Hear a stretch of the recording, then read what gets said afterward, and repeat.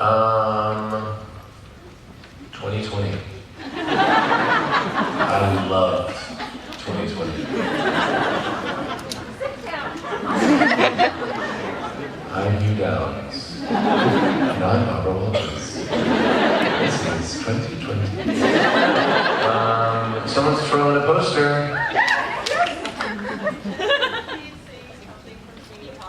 No.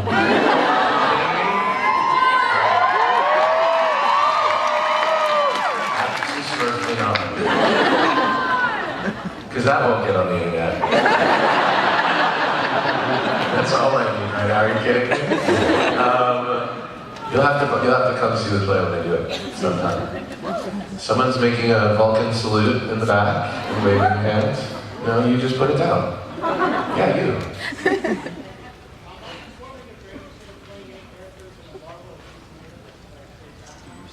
I think that role's been recently taken, if yeah, I don't know. You know, I feel like it's an interesting thing because Star Trek was my first movie, and so a lot of actors will spend years building a career to be able to do a movie as big as Star Trek. And for me, it was like such a weird first movie. I feel like I'm kind of interested in a little bit of reverse engineering right now, which is like smaller movies that are not in space or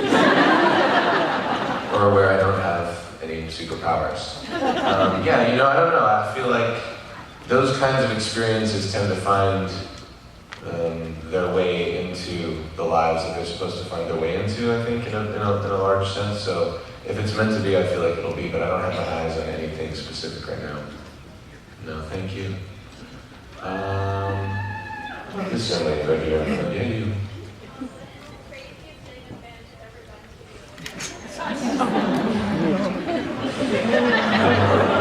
I'm always in a tough spot when people ask me this question because I don't like to encourage bizarre behavior. And I feel like if I acknowledge the bizarrest behavior that has ever been bizarred upon me, then there will be perhaps repeat performances of the same bizarre behavior.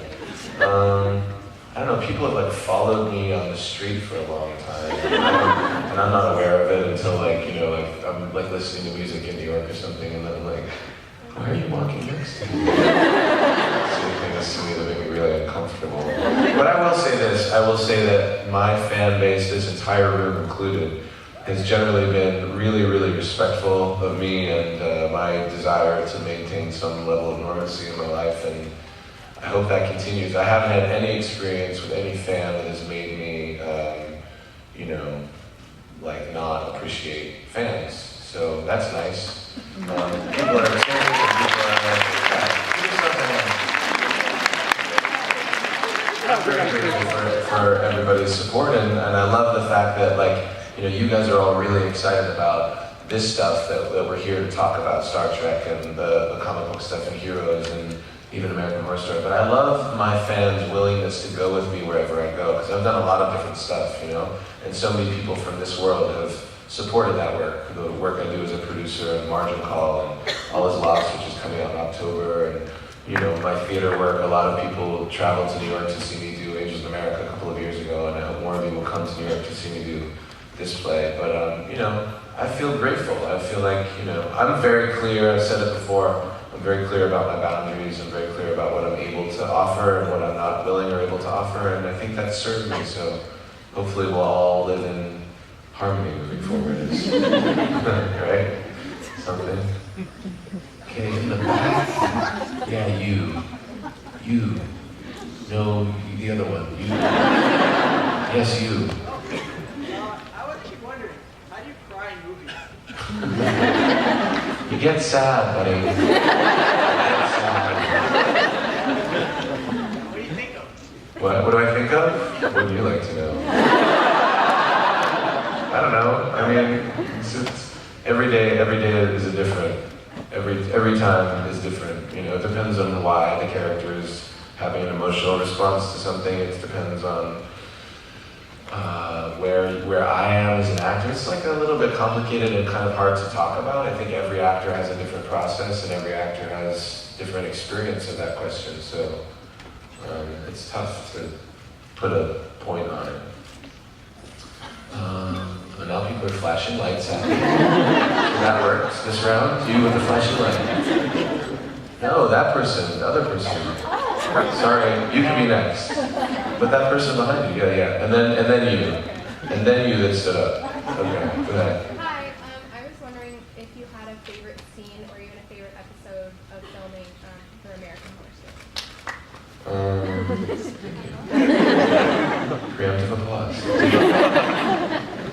I think, well, I mean, Sarah Paulson is, let's get a round of applause for Sarah.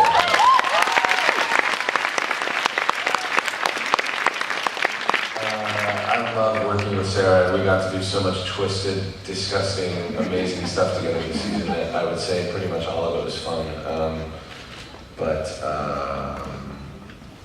I don't know, my favorite, I don't know if I have a favorite. There was sort of like the episode where Thredson reveals himself and the turn happens, I think it was maybe episode 5 or 6 or something, was probably my favorite episode to shoot. I loved building the character in a way that people had no idea what was going to happen, and then sort of unraveling it, you know. So that was my favorite one, yeah. Someone's holding up a painting. Yeah, oh yeah, sorry, no, this person was supposed to be. Sorry, go ahead, yeah, you. No, I'm really in a cluster. The woman that stood up, you. Yeah, okay. So I was just wondering, how do you go from, I mean, psychologically, when you go from living your life to having screaming fans everywhere, how does that affect you? Is it exciting? Is it intimidating? Is it tedious after a while? Oh, that's a good question. I don't know. It's weird. It's weird to be in a room with this many people caring what I have to say. I don't begrudge it. I like it. I mean, I guess it's kind of cool that this many people care what I have to say. But you know, I really do, I think, just try to live it like a really, this is one thing, and when I come to something like this, I know what I'm getting into.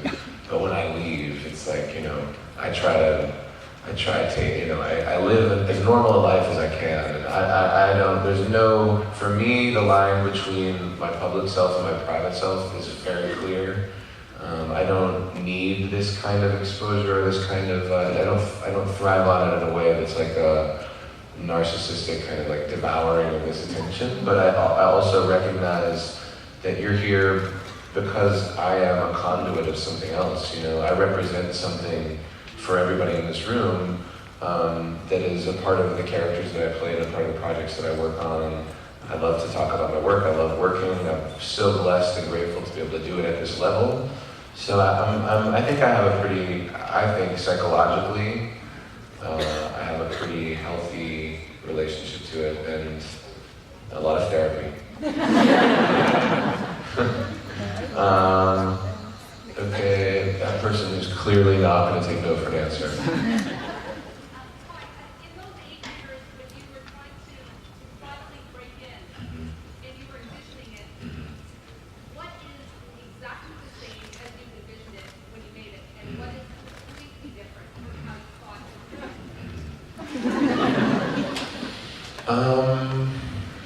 I would say pretty much nothing is how I envisioned it past, like when I got out of school and I moved to Los Angeles, I had very specific goals that I set for myself, which were to get jobs, right? Like when I got Heroes, I said to my agents, I got Heroes in September, right? When television generally comes back on the air, like new seasons of shows.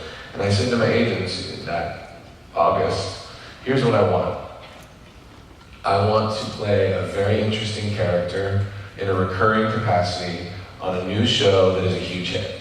That's literally what I said to my agents. And then that happened. And I don't think it happened because I said it. I think it happened because they listened and they put me out for things that I was right for, and that happened to be the job that I got. From that point on, like that was it for me. Like, oh, okay, like I did what I needed to do, what I wanted to do, and then it was about setting a new goal. But then Star Trek happened, and then it sort of ran away from me, and my experience became something else. So all of this stuff, I never would have imagined what it would be like. I would have never dared to imagine what this would be like. So I've just had to roll with a lot of the stuff that came after Heroes and Star Trek in terms of you know, the exposure and the fame element of it.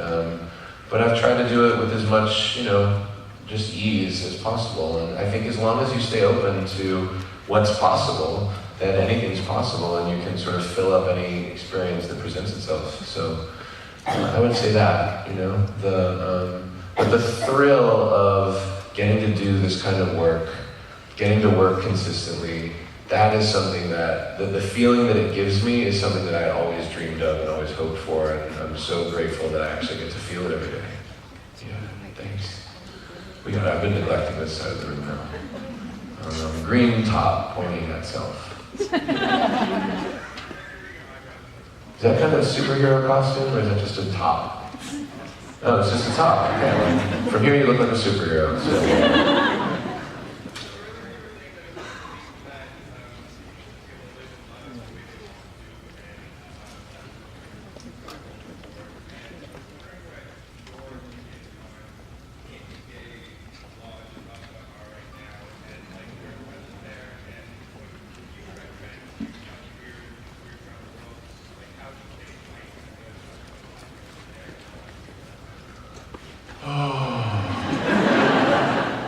Really?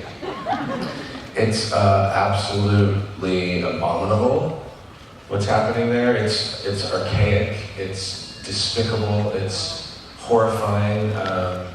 It makes me grateful every day that we live in a country that, while